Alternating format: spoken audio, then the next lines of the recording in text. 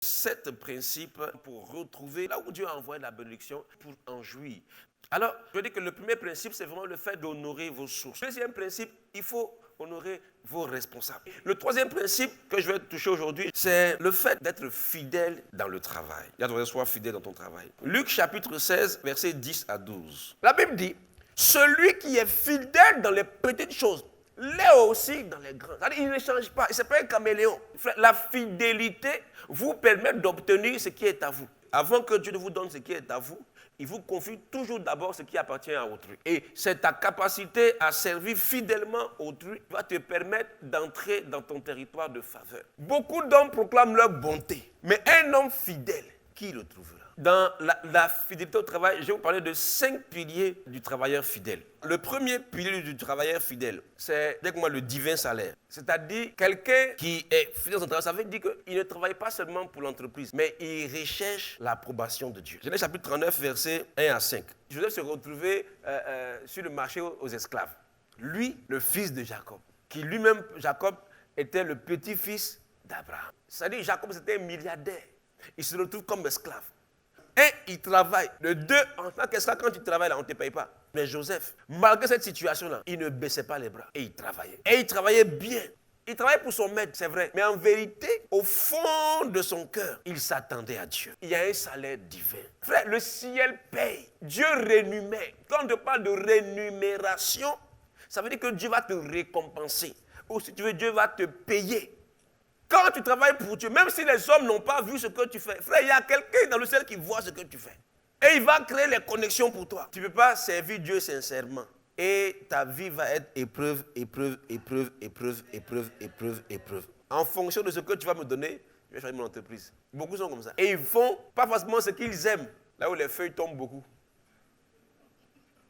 Parfois, tu peux avoir fait tout le travail. C'est toi qui t'es tapé tout le boulot. Et puis, on donne la promotion à quelqu'un d'autre. Si tu veux regarder les hommes, demain, tu as dit, ah bon, c'est comme ça ici. Donne le meilleur de toi-même. Parce que tu sais qu'il y a un Dieu dans le ciel. Le jour, il va se lever sur toi. Tu as tiré. C'est comme ça. Tu ne sais pas quel jour Dieu va décanter les choses. David était fidèle. Quand on lui confie les brebis, avec le peu de moyens qu'il a, il donne le meilleur de lui-même. Et la Bible dit que Dieu a choisi David derrière les brebis. Peu importe la tâche, peu importe la responsabilité qu'on te donne. Travaille parce que tu travailles pour Dieu. Si tu t'attends à ce que les hommes t'acclament, c'est ton salaire qui est là. Quand ils t'ont acclamé comme ça, le ciel ne doit plus rien.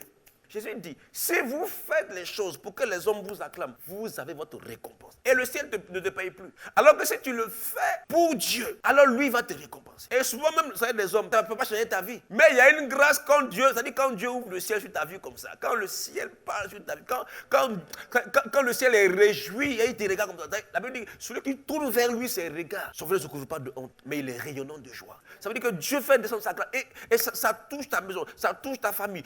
La Bible dit que la bénédiction qui enrichit et qui ne suit d'aucun chagrin est celle qui vient pas de la Banque mondiale, mais qui vient de Dieu. Donc, recherche le salaire divin. Le second pilier du travail fidèle, c'est de ne pas négliger les faibles commencements. Quelqu'un qui s'attend à Dieu, quelqu'un qui est fidèle, c'est-à-dire, il sait que tout ce que Dieu fait commence petit. Mais assurément, cela ne restera pas petit. Dieu, très souvent, il ne commence pas par les choses qui frappent les regards. Non, ça commence tout petit. Tout vient d'une petite idée. Aujourd'hui, nous sommes à Vase d'Honneur, dans un camp climatisé. La cellule qui a engendré aujourd'hui toutes les églises Vase d'Honneur, c'est une cellule qui a commencé dans un salon. Le salon où on a commencé, peut-être là, jusqu'ici, c'était le salon. On était tous des jeunes étudiants. Aujourd'hui, tu es dans une salle climatisée, tu es content. Quand la clim ne marche pas bien, tu dis, vraiment, aujourd'hui, le cul n'était pas bien. Ce que Dieu va utiliser pour changer ta vie n'est jamais dehors, n'est jamais loin de toi. Et très souvent, quelque chose que tu as, que tu négliges.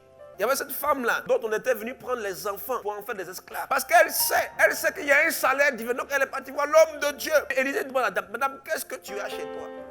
Si ton projet commence avec quelque chose que tu n'as pas, ça veut dire que celui qui va venir financer, là, il va prendre ton projet. Quand Jésus voulait nourrir la foule, il y avait combien de personnes là? 5000, sans compter les femmes et les enfants. Qui a envoyé les 5 paires de poissons là? Un petit enfant qu'on n'a pas compté. Ce que les hommes ne considèrent pas, Dieu considère. Ce qui est considéré auprès des hommes, ça, Dieu aussi ne considère pas trop. C'est comme ça.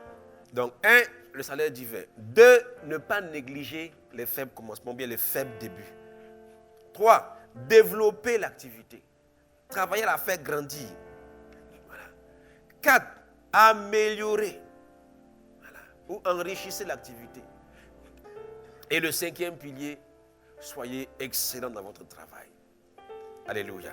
Donc voici les choses dont nous parlerons. Aujourd'hui, j'étais juste en train d'introduire parce qu'il y a un salaire. Alléluia. Et l'excellence te conduira au sommet. Que Dieu te bénisse.